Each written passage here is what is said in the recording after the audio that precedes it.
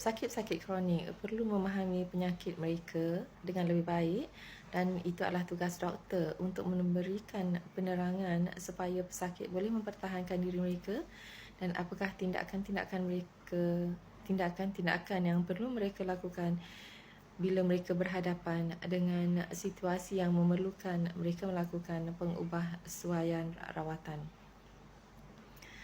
Jadi pertama saya ingin memperkatakan tentang BPZ.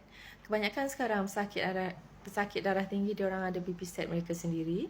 Jadi akan ada 3 nilai yang perlu diperhatikan, iaitu nilai atas adalah nilai sistolik, nilai tengah adalah nilai diastolik dan nilai yang bawah adalah nilai kekuatan jantung ataupun degupan jantung. Jadi sentiasa perhatikan nilai yang tengah iaitu nilai diastolik, di mana nilai yang normal untuk pesakit, untuk seseorang yang sihat adalah 60 hingga 90, dia boleh pergi hingga 100 dengan peningkatan usia. Sementara bagi pesakit darah tinggi, nilai diastolik yang cantik adalah 80 hingga 100.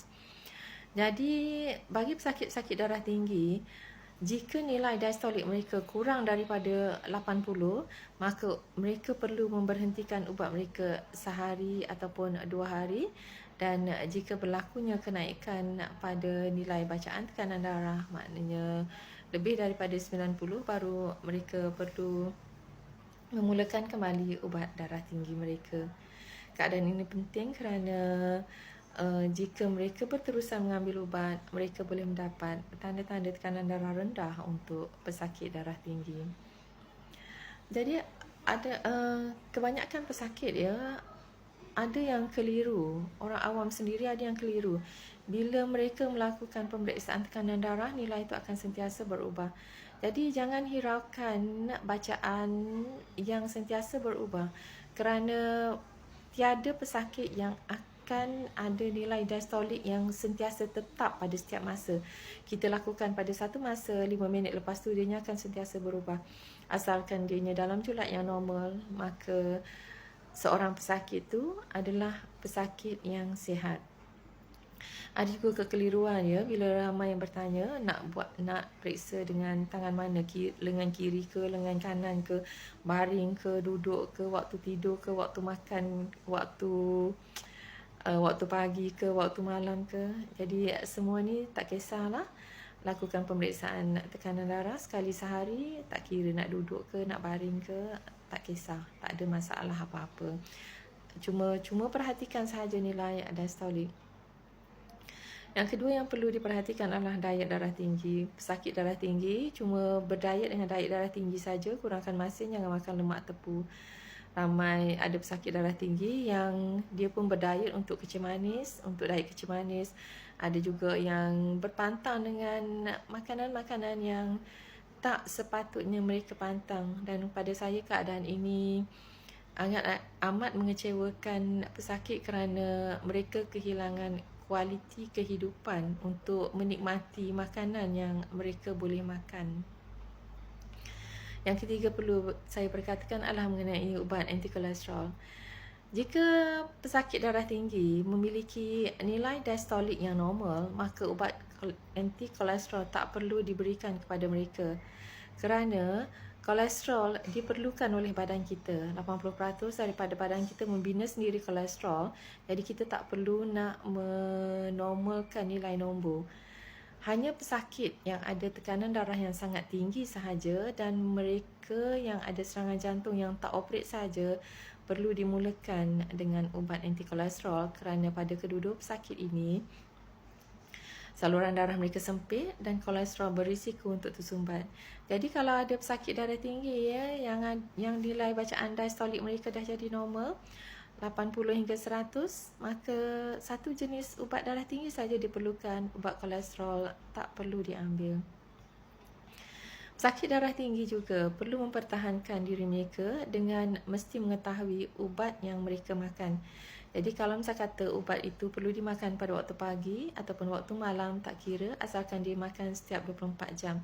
Tetapi jika ada pesakit darah tinggi yang makan ubat pada waktu pagi dan pada waktu mereka sedang bekerja atau waktu tengah hari, mata mereka dah tertutup ataupun mereka tertidur semasa mereka bekerja, maka ubat tersebut tak boleh diambil pada waktu pagi, ambil pada waktu malam. Kerana bila bukaan saluran darah terlebih longgar, jantung perlukan kekuatan yang lebih besar untuk mengekalkan darah ke otak.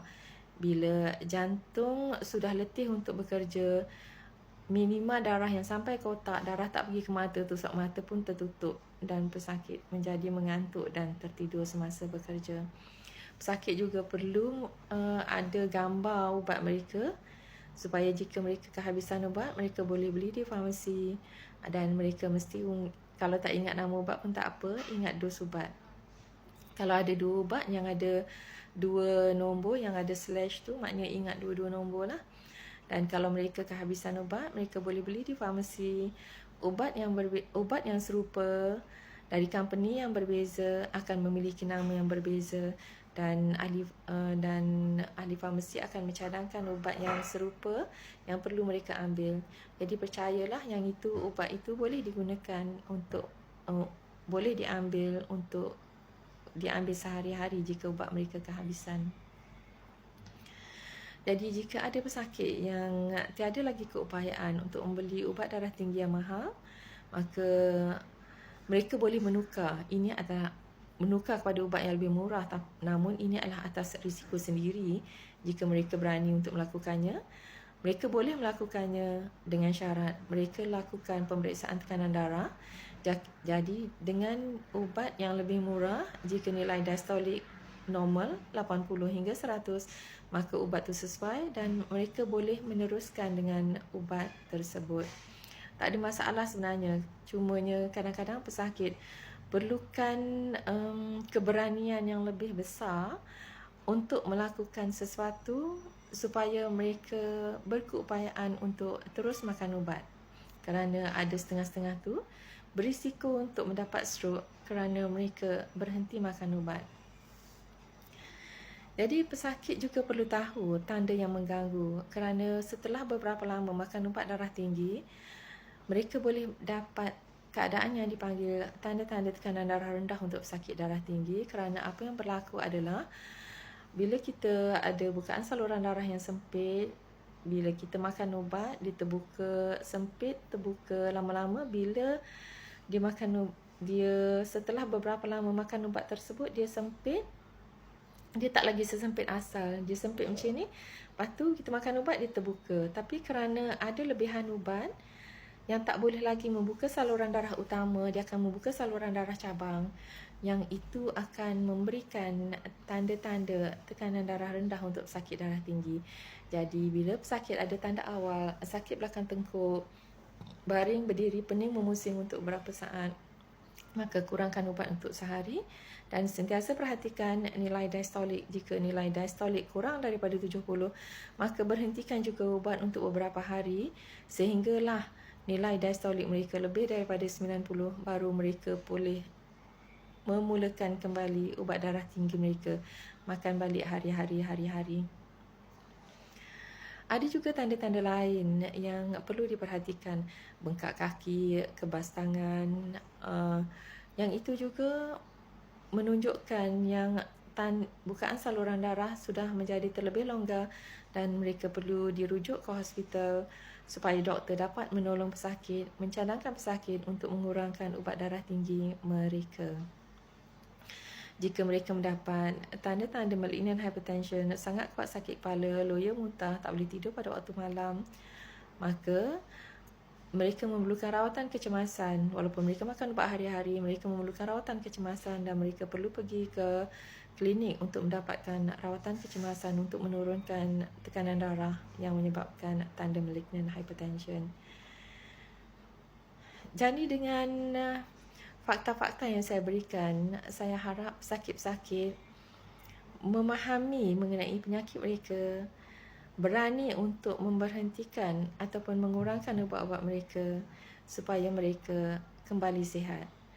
Tak apa untuk berhenti ubat, tapi boleh mulakan balik ubat.